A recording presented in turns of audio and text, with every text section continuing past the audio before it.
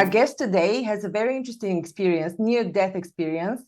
He was in coma for more than 30 days, and out of this experience and the heightened perception that he had during his stay in coma, he was able to draw in very valuable insights onto how human energy works when it comes to interacting with others and sales. But I'm going to let him speak because he's able to explain it much better than I am. I'm welcoming Craig Andrews.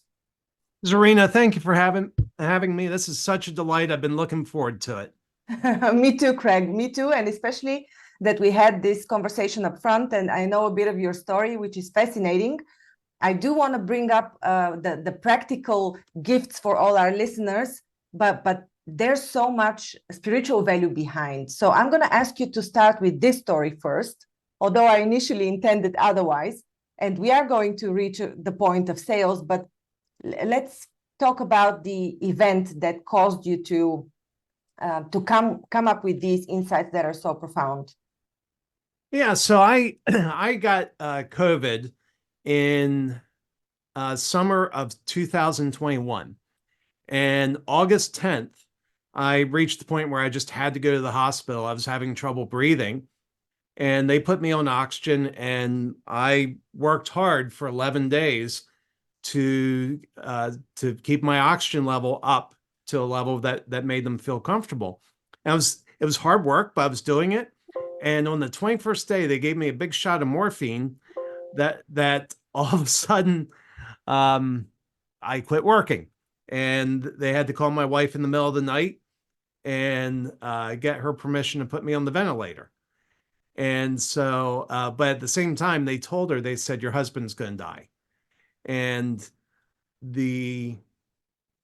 for basically 6 weeks, I went into a coma. It was kind of interesting. When I woke up, I had all these dreams while I was in the coma. These dreams were actually my reality. They were what I believed to be true about the world. And when I woke up, I noticed a couple things. One was my trust in the doctors had plummeted. My trust in the doctors had fallen through the floor. Well, if they've given you an overdose of morphine, I can totally understand. Well, and unfortunately, it wasn't just that. It turns out, and for those who are wondering, when folks are in comas, be careful what you say around them. They hear more than you think. And let me give you an example. This is kind of bizarre.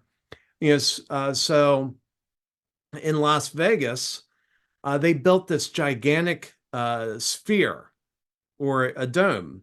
It's basically a large spherical display. And that was opened, I think, in late 2023. Well, when I was in my coma in 2021, one of my dreams was I was trapped in a dome in Las Vegas. Oh, wow. Fascinating. My guess is it made the news. Somebody was talking about building it, and they were talking about that around me, and it came into my dreams. And, while my trust in the doctors fell through the floor, my trust in my wife went through the roof. When I woke up, I trusted her more than I ever had before.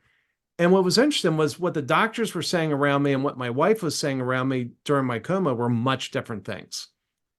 And I've actually repeated back to my wife word for word things that she said when I was in my coma. Mm-hmm. Yeah. But yeah.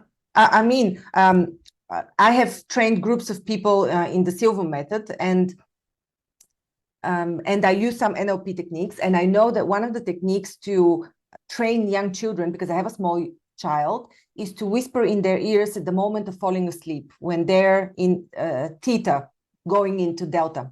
And so probably while you were in coma, which is already deep unconsciousness, delta brainwave, at some points you've come up to theta because the brain doesn't operate always at a constant, right? So at these moments, you are very susceptible. And so you're able to hear. And then, of course, you can recreate what was said. So this doesn't surprise me at all because I've experienced it. And in these trainings of the groups of people on the Silva method, I have seen things that seem to most people irrational or impossible or magical or woohoo or whatever. There's a very scientific base behind that. Of the transference of information is not simply through our senses. Anyhow, I didn't want to hijack your story. I'm just saying. No. That's yeah. That's very insightful. I appreciate you sharing it because I didn't know that, and that helps me understand because messages, without a doubt, they came through. By the way, the number of people that died in my dreams are about the same number of people that died in the room next to me. Oh, wow.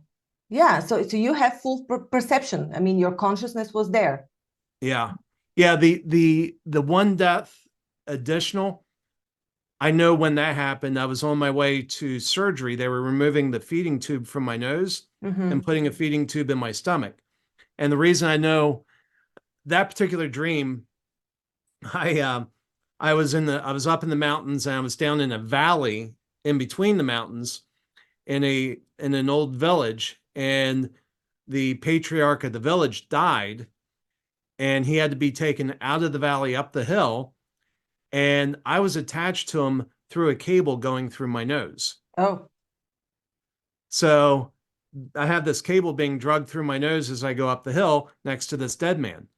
Well, it turns out there was a day I had to go into surgery where they took my feeding tube out of my nose, which probably felt like a cable being pulled through my nose.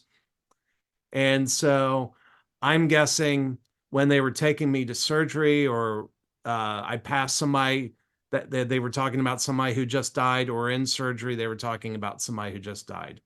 Yeah, just to comment on that, because our subconsciousness communicates with allegories, with archetypes, with pictures.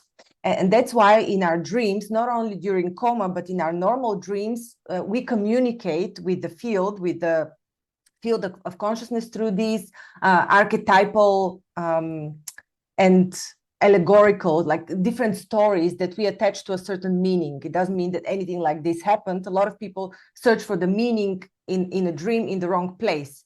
You actually have to search for the archetype of what you're dreaming and not for the story itself. Interesting. Yeah, and that's exactly what you explained. The allegory is the connection of you to the person of the village. Yeah. Yeah. That's fascinating. I appreciate you sharing that. But yeah, so the dreams were reflecting all sorts of things from reality. But for me during that coma, that was my reality. Yeah. And so when I woke up, I had the most stupid argument with my wife that I've ever had. And anybody that's been married has had a stupid argument with their spouse. But this is more stupid than all of those.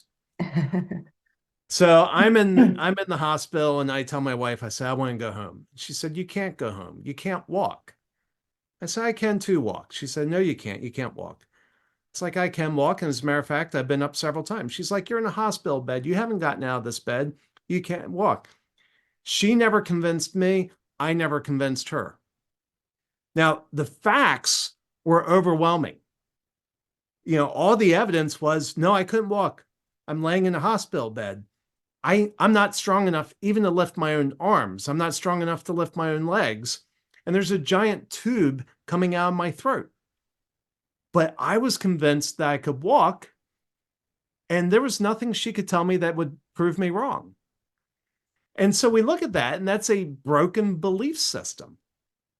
And, you know, if we think about it, I bet you've had conversations with prospects where you're working with a client, and you tell them, here's the way things are. And they say, no, this is not the way they are. And you're like, can't you see the obvious? You know, and all the facts are on your side, but you still can't persuade them.